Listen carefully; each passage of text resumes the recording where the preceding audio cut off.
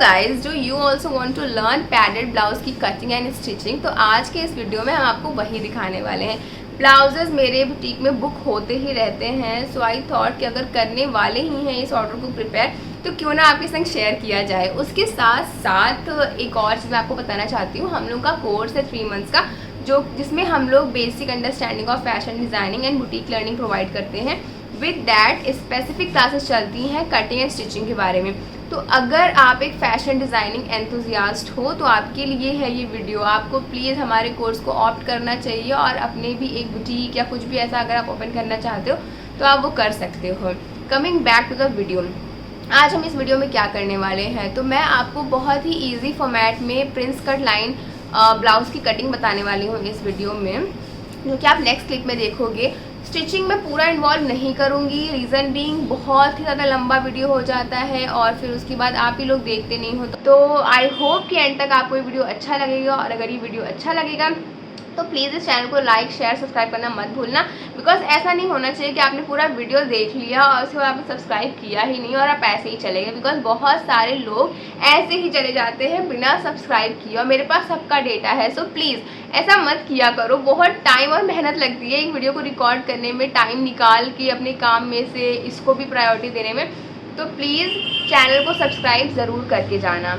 और अगर आपको हमारा कोर्स ऑप्ट करना है तो आप हमें कमेंट में बताइए, या फिर आप नीचे दिए हुए नंबर पे डायरेक्टली मैसेज भी कर सकते हो। हम आपको लोकेशन और क्या कोर्सेज हैं, क्या फ़ी चार्जेस हैं, सब कुछ शेयर कर देंगे आपके साथ में। तो चलो स्टार्ट करते हैं। So this is the lining fabric जिस पे हम एक्चुअल मार्किंग करने वाले हैं। एंड इफ़ यू नो, ये नेट का फैब्रिक है जिस पे हमारा एक्चुअल ब्लाउज बनने वाला है।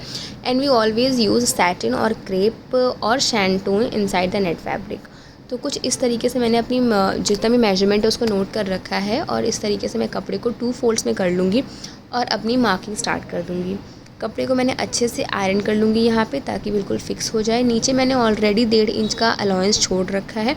उसके बाद मैं लेंथ की मार्किंग करूँगी। लेंथ मेरी 15 इंचेस की मैंने मार्क की है, एक्चुअल लेंथ 14.5 है। ½ इंच मैं इसकी जो स्टिचिंग है उसके लिए स्पेस छोड़ रही हूँ। 6 इंचेस मैंने इसको ड्रॉप किया है फॉर आर्म होल, और उतना ही मैं शोल्डर पे मार्क करूँगी 6 इंचेस, और उतना ही मैं अपने आर्म होल पे भी लूँगी और फिर ½ इंचेस मैं अंदर से भी मार्किंग करूँगी, just to give the extra curve to my arm hole, just like this. अब यहाँ पे मैं अपने चेस्ट और वेस्ट का मेजरमेंट लूँगी। अब सपोज़ मेरा चेस्ट है 38 इंचेस। 38 इंचेस में हम लोग 2 इंचेस का अलाउंस देते हैं, तो ये 40 इंचेस हो जाता है। 40 को हम 4 से डिवाइड करेंगे तो हमारा 10 आएगा। 10 की हम मार्किंग कर लेंगे। सेम गोज़ नीचे भी अगर हमारी कमर में हम लोग क्या कहते हैं, गैप नहीं छोड़ते हैं। कमर जितनी होती है उतनी फिक्स बनाई जाती है। सो अगर 30 है, हम 30 की मार्किंग करेंगे। 32 है, 32 की मार्किंग करेंगे। जितनी भी वेस्ट है उसमें आप उसको 4 से डिवाइड करो और मार्किंग कर लो। यहाँ पे मैं अपने आर्म होल को कर्व दे रही हूँ, तो ये मेरा बैक का आर्म होल कर्व आएगा, और जो इनसाइड मैंने मार्क किया हुआ है उससे मैं फ्रंट के आर्म होल को कर्व दूँगी। तो कुछ इस तरीके से मैंने अपनी कर्विंग दे दी है। अब हम सारे ही डॉट्स को जॉइन कर लेंगे, और यहाँ से मैं अपने डार्ट की मार्किंग स्टार्ट कर रही हूँ। तो वैसे तो मैं 4 इंचेस पे लेती हूँ, यहाँ मैंने 4.2 ले रखा है थोड़ा सा बढ़ा के, और ये मैंने 4 पे एक मार्किंग कर ली है। यहाँ से मैं 4.5 इंचेस का अबव लाइन लूँगी। मेरा जो बस्ट पॉइंट है वो 4 इंचेस की मार्जिन पे रहेगा, और इसको मैं शोल्डर से नाप लूँगी कि मेरे कितने डाउन आ रहा है। तो इन क्लाइंट का मैंने जब मेजरमेंट लिया था, आई नोटिस्ड कि इनका 10 इंचेस डाउन आ रहा था, तो इसलिए मैं 10 इंचेस डाउन ले लूँगी उनका, और वहीं से अपनी मार्किंग स्टार्ट कर दूँगी। इन दोनों डॉट्स को मैं अटैच कर दूँगी, एंड देन मेरा जो भी आर्म होल है उससे 1 इंच नीचे जाके मैं इसकी मार्किंग कर लूँगी। कुछ इस तरीके से मेरा प्रिंस कट निकल कर आ गया है। अब इसमें मैं इस साइड से 1.5 इंच लेती हूँ और फ्रंट से मैं ½ इंच लेती हूँ, और फिर इन दोनों ही डॉट्स को मैं जॉइंट कर दूँगी, और बहुत ही अच्छा सा कर्व बनकर आता है हमारे चेस्ट पर।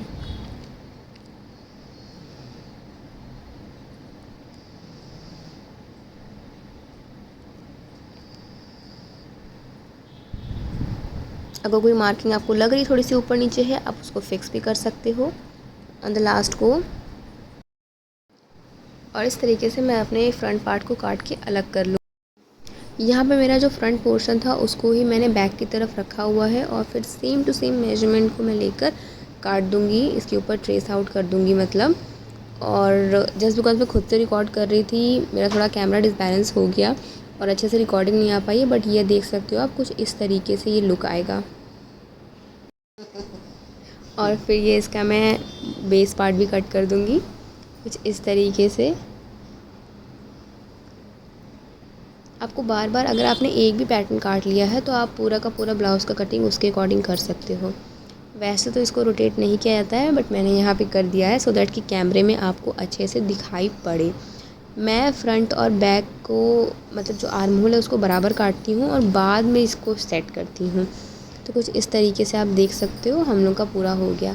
अब पैडेड में हमेशा अस्तर ज़्यादा लगता है, जो हमारा लाइनिंग फैब्रिक है वो ज़्यादा लगता है। तो यहाँ पर क्योंकि हम लोग एक लाइनिंग का फैब्रिक ऊपर लगता है और एक बीच में हम लोग जहाँ पैड फिक्स करते हैं, सैंडविच मेथड में we use to fix pad. तो इतना फैब्रिक मैंने और ले लिया है, इसको मैं अच्छे से आयरन कर लूँगी और इसके ऊपर फ्रंट का एक और पैनल कट करेंगे हम लोग। तो देख सकते हो आपने अच्छे से इसको आयरन करके रख लिया है। हम सेम अपने फ्रंट पैनल को इसके ऊपर रखेंगे और फिर उसके बाद में मिलाएंगे कि ये बराबर में बैठ रहा है कि नहीं बैठ रहा है। अगर नहीं बैठेगा तो उसको फिक्स करेंगे। और फिर यहाँ पे आप देख सकते हो मैंने जो आर्म होल 1/2 इंच अंदर लेके मार्किंग की थी, वहाँ से इसको लेके मैं सेट करूँगी।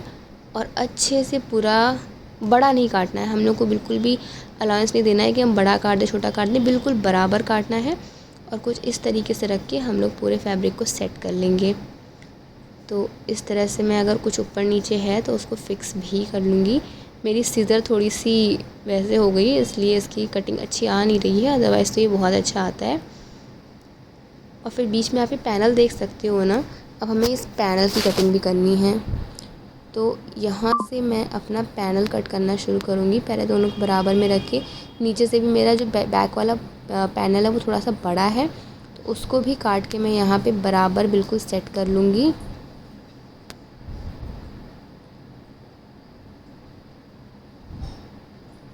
कुछ इस तरीके से, ताकि मेरे दोनों फैब्रिक बिल्कुल सेम लगें और बड़ा छोटा ना हो। और अब हम इस पैनल को, जिसमें हमारा प्रिंस कट है, उसको हम कट करके अलग कर लेंगे। प्रिंस कट काटने के सबके मेथड अलग होते हैं, हमारा ये मेथड है। अगर आप कोई और वीडियो देखते हो, मे बी उसमें थोड़ा सा अलग डिज़ाइन कुछ दिया हो। तो ये हमारा पूरा पोर्शन कट के रेडी हो चुका है। अब हम यहाँ पे स्लीव्स कट करने वाले हैं। सो कुछ इस तरीके से मैं अपना पूरा फैब्रिक ले लूँगी, उसको 4 फोल्ड कर लूँगी। आई मीन डबल फोल्ड करूँगी, लाइक एक फ़ोल्ड करके देन एक और फोल्ड करूँगी मैं। और यहाँ इसको डबल फोल्ड करने के बाद मैं एक स्ट्रेट लाइन यहाँ पे खींचूँगी और फिर नीचे 1.5 इंच का या 1 इंच का मार्जिन दे सकते हैं। यहाँ से मैं अपनी लेंथ मार्क करूँगी, जो कि 9 इंचेस है। मैं 9.5 लेके चलूँगी। 3.5 में नीचे इसको डाउन करूँगी, जो हमारा आर्म होल है उसमें। और फिर उसके बाद में एक स्ट्रेट लाइन यहाँ से खींच सकते हैं और फिर मैं उतना ही इसको डाउन लेते जाऊँगी साइड से। तो कुछ इस तरीके से ये कर्व का शेप ले लेगा। नीचे मेरे स्लीव्स आई थिंक 11 इंचेस है, तो मैं 5.5 या 6 लेके चलूँगी और कुछ इस तरीके से हम इसकी कटिंग कर देंगे। तो ये मेरा स्लीव्स कट हो गया है यहाँ पर।